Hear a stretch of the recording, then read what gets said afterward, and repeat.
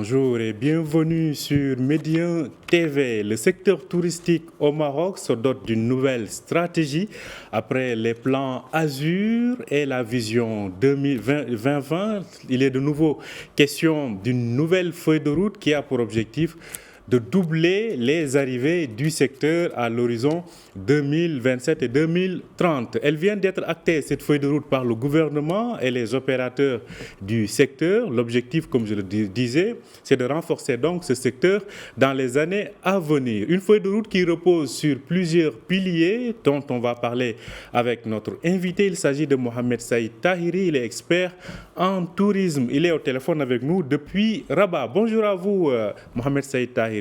Bonjour Omar, bonjour à tout le monde et très bonne et heureuse année. Nous sommes le 9, mais bonne et heureuse année quand même. Merci à vous et réciproquement. Alors, on va parler de cette feuille de route qui a été présentée jeudi dernier par la ministre du Tourisme, donc face à vous, opérateurs du secteur. Mais avant de revenir sur cette feuille de route, faisons un peu le bilan 2022 de l'année touristique. A-t-elle vraiment été celle de la reprise comme cela fut attendu et annoncé? Non, c'était une très bonne année. 2022 a été un très bon cru. Nous avons récupéré quelque chose comme 80% de notre activité par rapport à l'année 2019, qui est une année de référence. En termes d'arrivée touristique, nous sommes à plus 112% en termes de recettes touristiques. Et rappelez-vous, nous n'avons travaillé que 10 mois de l'année. Nous avons réellement démarré en février avec 2 mois de retard, puisque l'assouplissement des mesures de sécurité sanitaire n'ont commencé réellement à être mis en œuvre qu'à partir de avril. Donc nous avons travaillé entre 8 et 10 mois de l'année et nous avons réalisé ces résultats. Et aujourd'hui, que ce soit au niveau des professionnels de l'hôtellerie ou des agents de voyage ou de l'ensemble des métiers de la chaîne des métiers du tourisme, les professionnels s'accordent à dire que l'année 2022 a été une très très bonne année.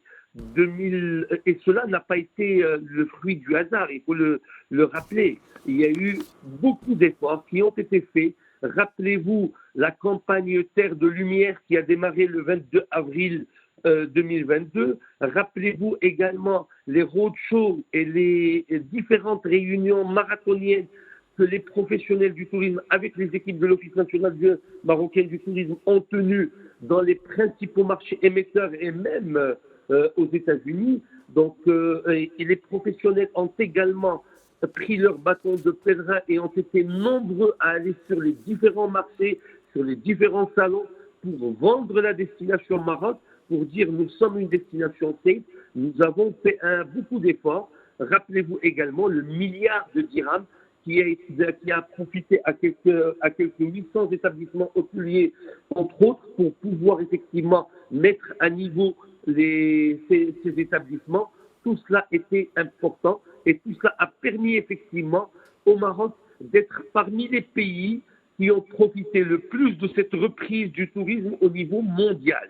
Alors, effectivement, je pense que c'est des indicateurs, en tout cas importants, que vous donnez là. Comme vous le disiez, selon les chiffres officiels, à fin novembre 2022, plus de 80% des arrivées avaient été récupérées par rapport à l'année de référence qui est 2019 avant le Covid. Et pour ce qui est des recettes, on est à plus de 112% de recettes de voyage donc récupérées.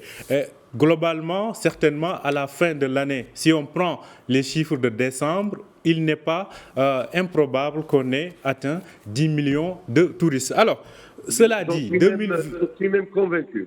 Voilà. 2022 donc a été l'année de la reprise. Est-ce que 2023 pourrait constituer une confirmation de cette reprise du secteur? Tous les indicateurs le montrent. Aujourd'hui, nous avons également pu profiter d'une fenêtre qui est juste extraordinaire, qui est l'épopée des Lions de l'Atlas au Qatar, à la Coupe du Monde.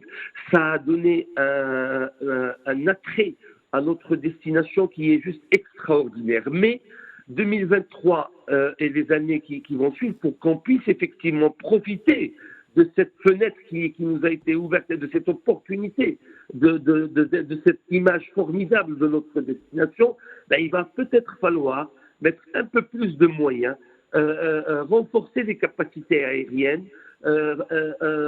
renforcer le budget de la promotion, parce que c'est vrai qu'avec le niveau actuel du budget de la promotion, nous ne pouvons pas faire beaucoup de choses, nous ne pouvons pas participer avec des campagnes relativement importantes, nous ne pouvons pas profiter de l'opportunité que nous donne le monde du digital pour la promotion de la destination Maroc.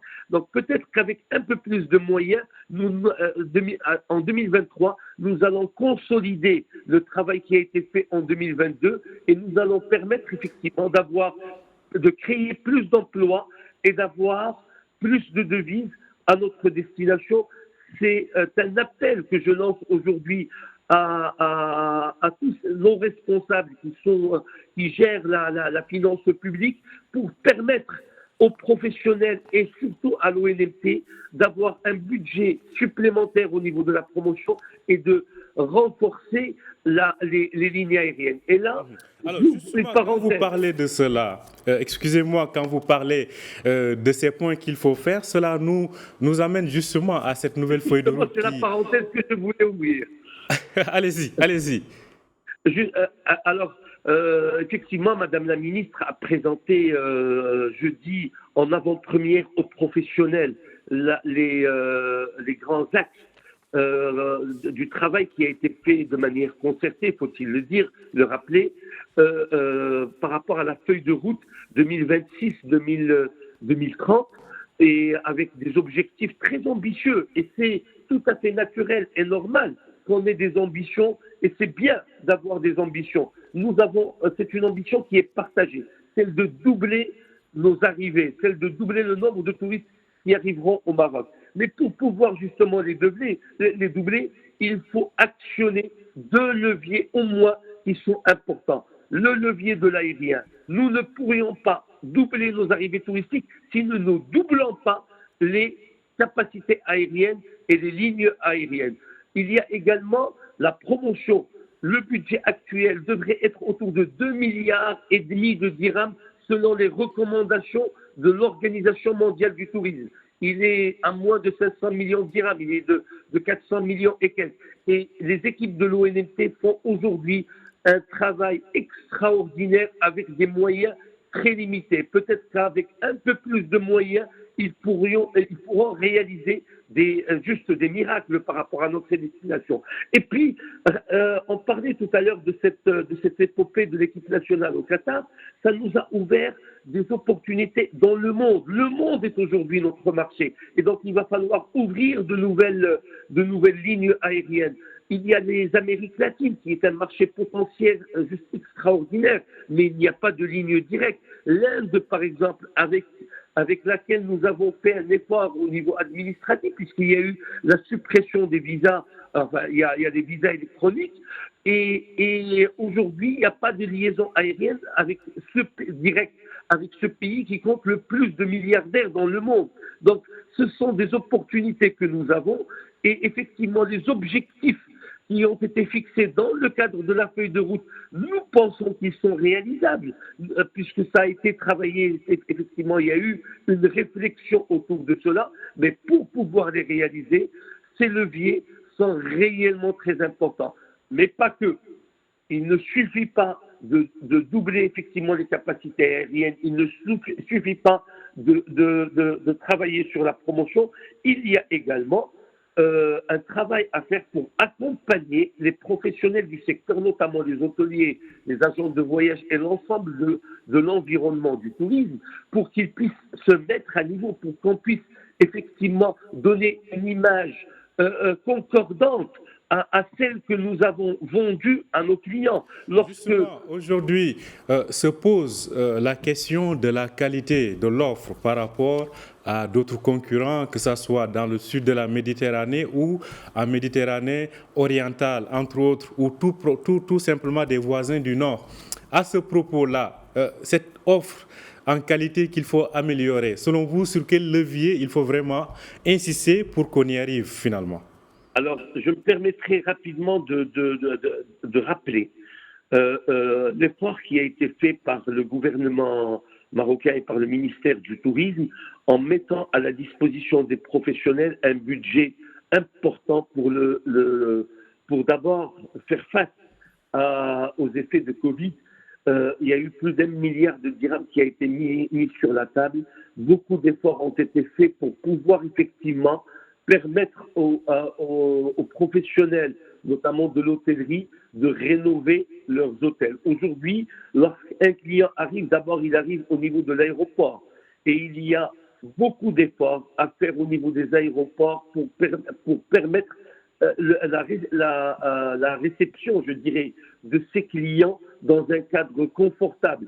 Il y a également l'ensemble de l'environnement touristique. Je rappellerai l'événement malheureux qui a eu lieu sur les réseaux sociaux par rapport à un touriste étranger qui s'est senti arnaqué dans une ville marocaine et qui est allé sur les réseaux sociaux pour le dire. Donc ça, effectivement, ça pourrait gâcher tous les efforts que nous faisons aujourd'hui, que l'ensemble des acteurs font aujourd'hui. Donc, effectivement, il y a ce travail à faire par rapport à l'environnement du tourisme, parce que le tourisme est l'affaire de tous. Alors, Saïd Taheri, si on en revient à cette feuille de route, je rappelle qu'elle s'articule autour de 3 ou de 5 leviers plutôt allant de la promotion touristique à l'aérienne, en pensant aussi à la structuration de l'offre hôtelière. Sur la base de l'existant aujourd'hui, quelles sont les chances de réussite de cette feuille de route selon vous? Nous sommes convaincus, nous sommes très optimistes. Dans ce secteur, de toutes les manières, nous avons toujours été d'éternels optimistes parce que nous y croyons. Nous croyons en notre destination. Nous croyons que nous avons l'un des plus beaux pays du monde, pour ne pas dire le plus beau pays du monde, et nous avons énormément d'atouts dont à peine le tiers sont réellement utilisés. Donc, en faisant effectivement un effort sur ces 5 axes, je suis convaincu, mais en mettant également les moyens qu'il faut pour pouvoir effectivement réaliser ces objectifs. Nous pouvons, et j'en suis convaincu, professionnels et administration de tutelle et l'ensemble des composantes parce que rappelez-vous, le tourisme est un secteur transversal, tous nous allons pouvoir doubler effectivement les recettes touristiques, doubler les emplois. Nous en avons la capacité et nous avons la capacité effectivement de réaliser ces objectifs qui ont été fixés. Notre pays le mérite. Alors, cela dit, on se rappelle, et on l'avait évoqué tout à l'heure, du plan Azur, de la vision 2020 la vision 2020 qui devait permettre d'avoir atteint 20 millions de touristes en 2020. Ça n'a jamais été malheureusement le cas. Aujourd'hui, qu'est-ce qu'il faut? Quels écueils, sur la base de l'expérience de ces 2 plans, qu'est-ce qu'il faut éviter comme obstacle ou bien comme piège sur la route, entre guillemets, pour pouvoir enfin consolider et concrétiser ce qui est tracé comme feuille de route actuellement? Alors, que ce soit la vision 2010 ou la vision 2020, certains objectifs ont été atteints, beaucoup d'autres ne l'ont pas été, notamment au niveau de la vision 2020. Mais nous avons dû faire face à beaucoup d'obstacles et de contraintes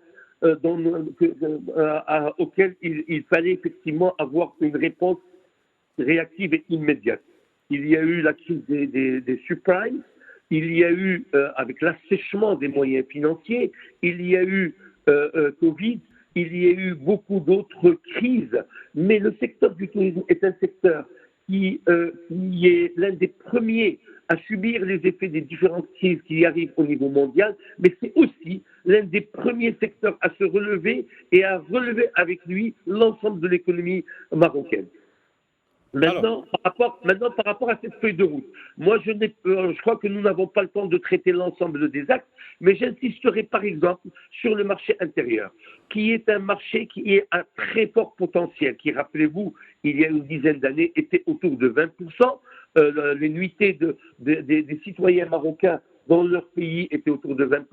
Beaucoup d'efforts ont été mis en place pour permettre aux Marocains de se réconcilier avec sa destination. Et nous sommes aujourd'hui autour de 30% et ça reste insuffisant. il y a des mesures qui sont très simples à mettre en place.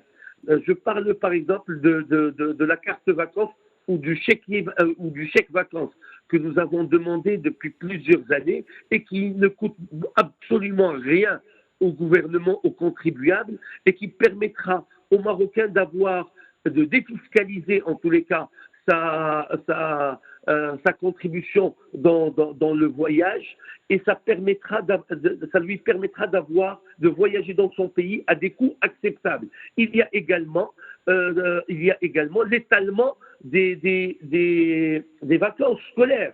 Nous avons 3 régions qui partent tous en vacances en même temps. Ça crée une pression de la demande sur l'offre actuelle, et ça renchérit effectivement les prix, et ça fait que le Maroc devient un peu plus cher que d'autres destinations voisines. Peut-être qu'avec un petit effort qui est très simple et qui ne coûte absolument rien, de permettre à des régions de sortir à un moment à un moment, et à d'autres régions de sortir après, ça nous permettra effectivement de réduire cette pression de la demande et d'avoir des prix qui sont beaucoup plus compétitifs. Ce sont des efforts qui sont innovants, qui ne demandent pas beaucoup d'efforts. Par contre, il y a quelque chose sur laquelle il va falloir se mettre immédiatement, c'est le digital. Et je me permettrai de citer 2 pays qui sont le Portugal et la Croatie, et qui ont pu juste doubler leurs arrivées touristiques grâce notamment à des promotions et à l'utilisation du digital. Ils sont en avance par rapport à nous, mais rien n'est perdu. Il faut juste mettre les moyens. Nous avons les hommes et les femmes qui sont formidables dans ce pays, et nous pouvons effectivement réaliser les objectifs que mérite notre destination. Merci à vous, Mohamed Saïd Tahiri. Je rappelle que vous êtes expert en tourisme. Merci en tout cas d'avoir été avec nous ce matin pour parler donc de cette nouvelle feuille de route du secteur touristique. Certainement, nous y reviendrons prochainement. Merci à vous aussi de nous avoir suivis. Je rappelle que vous pouvez retrouver cet entretien sur notre site www.medianews.com. Bonne journée et bonne suite de programme sur Média TV.